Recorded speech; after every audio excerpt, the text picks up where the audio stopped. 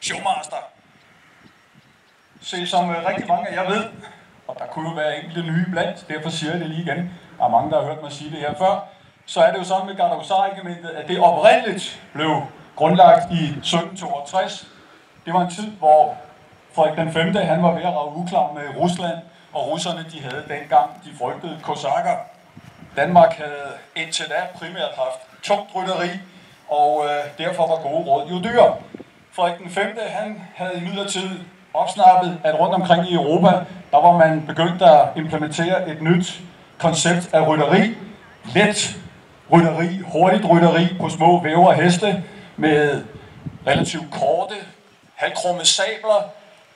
Husarerne havde man opfundet i Ungarn, og Frederik den 5. han mente, at det skulle vi også have i Danmark. Så den 10. februar 1762, så fik vi oprettet det første Gardehusarregiment i landet, og det var under mottoet Enactis est volucris, lys nej i handling. Hvad lys nej i handling? Det samme motto, vi har i dag. Dengang 6 lette ryttereskadroner. I dag har vi hesteeskadronen tilbage. Jeg vil starte med at byde velkommen til Trompetterkorpset.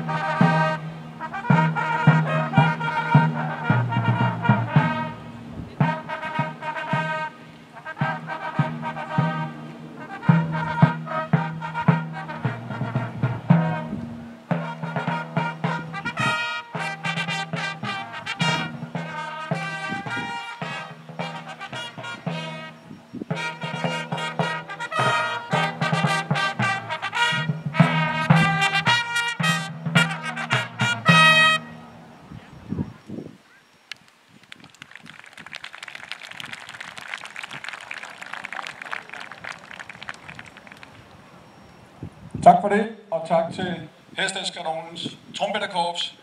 Trompetterne de blev indkaldt sammen med resten af anden deling her i februar i år. I dag der vil I få mulighed for rundt omkring på kasernen at se, at Gardehusarregimentet er andet end denne her lette ryttereskadron, hesteskadronen. Det er en moderne virksomhed, som uddanner både professionelle soldater og værnepligtige. De professionelle de udsendes, som I også sikkert ved, rundt omkring til verdens brandpunkter, efter at have gennemført hærens reaktionsstyrkeuddannelse som minimum. Der er også mulighed for, selvfølgelig med et udgangspunkt i værnepligten, også her ved hesteskadronen, at gennemføre sergeantskole, uddannelse ved officerskole, reaktionsstyrkeuddannelse, etc. Men lad os nu få endnu en husar til hest her på banen.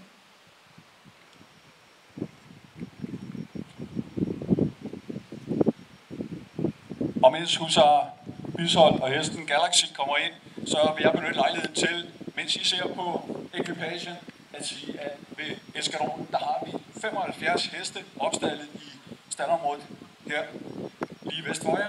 Og vi har på en god dag 80 værnepligtige og en 24-25 fastansatte af forskellige grader. Og deriblandt også en række civile. Vi har jo blandt andet en fast tilknyttet dyrlæge til hestene, og vi har en fast tilknyttet musiklærer, som uddanner det trompetterkorps, vi netop hørte. Vores hovedopgave det er at stille beredne eskorter og kommandoer til rådighed for kongehuset, og derudover så medvirker vi også ved forskellige ceremoniel ved forsvaret. Opgaverne for kongehuset, ja, det omfatter jo alt lige fra eskortering i forbindelse med ambassadørmodtagelser, i forbindelse med statsbesøg, nytårskur og sommertogterne rundt omkring i Danmark. Og som det blev nævnt af regimentschefen i forbindelse med paraden, så er vi netop kommet hjem fra sommertogt med Hendes Majestæt Dronningen på Langeland, hvor vi var med til at eskortere i Rudkøbing. Husaren, som er kommet ind, ja, det er som sagt husar Bishold på hesten Galaxy.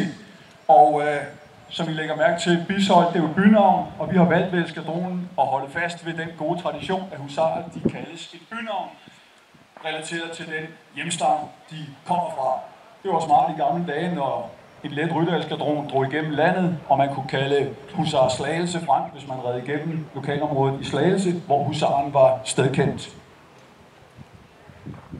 Uniformen, som Bishold rider i, ja, det er den fineste husaruniform, det vi kalder rød galla. Man kan se, at på venstre skulder, der bærer husaren den røde pels over den ellers karakteristiske blå husaruniform. Hovedbeklædningen det kaldes en kepi med svejf, og så kan vi se, at hesten også er i sin galla-udrustning, om vi så må sige. Den er iklædt det, vi kalder valrap og snækketøj. Valrappen bærer Hendes Majestæt Dronningens monogram. Snækketøjet, det er jo det her særlige snækketøj, som bliver fremstillet af hesteskadronens egen sadelmager.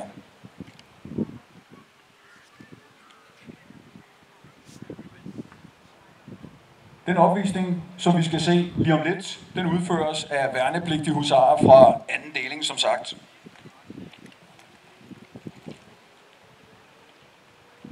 De blev indkaldt i februar, og den opvisning, det er anden gang, de gennemfører en opvisning, kan jeg melde. Den opvisning, de gennemfører, den vil bestå af et mix mellem kvadrilleridning, sabeleksercits, der vil være forskellige springøvelser, koordinations- og selvtillidsøvelser, og det vil alt sammen være krydret med lidt glimt fra traditionelle øvelser i sabelkamp til hest. Jeg vil ikke sige mere, men da vi er på hjemmebane, så håber jeg, at I vil bakke opvisningsholdet op. Der må gerne hudes og klappes. Tak skal I have, og god fornøjelse.